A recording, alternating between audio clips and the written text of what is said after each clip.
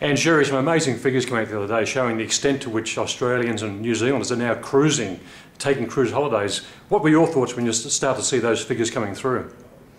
Well, obviously the first thing is wow. I mean, how exciting is it to see just the sheer numbers, 500,000 people really cruised in 2010, and that's up so dramatically from, just 4 or 5 years ago.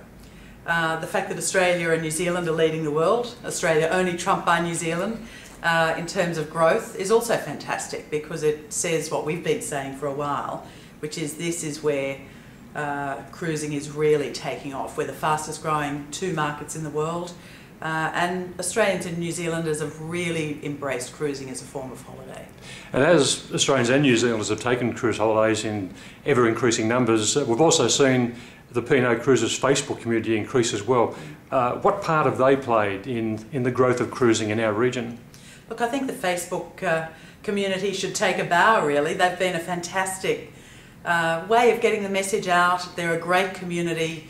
They're a very frank and honest community, telling us as it is, good, bad and indifferent, keeping us honest, talking to each other, telling their friends. And I think that's really been part of the growth, that it's not just the traditional ways of telling the story now. It's a much more inclusive and sort of energetic community. So to the Facebook community out there, thanks.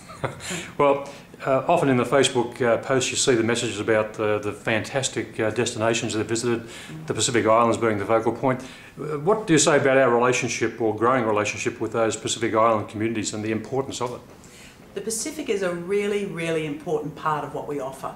40% of cruises go to the Pacific overall, and I think a lot more passengers than 40% would go to the Pacific. So it's the core of the offering. They're our key partners, so I think of the Pacific really as part of the offering from us, so part of our business in a way, although they'd probably be horrified to hear me say that. It's not just the place is beautiful, which it is. It's not just that they're places that you couldn't get to any other way, which is true. It's that the people in the Pacific have literally opened their doors to us. The islands we go to are their homes.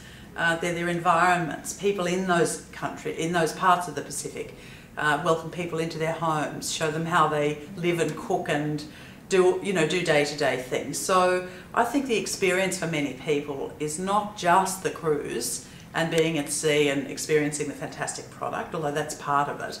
It's in fact the incredible privilege of going literally into someone's environment and home that you could not do any other way. And the Pacific really have opened their hearts and their homes to us in that way.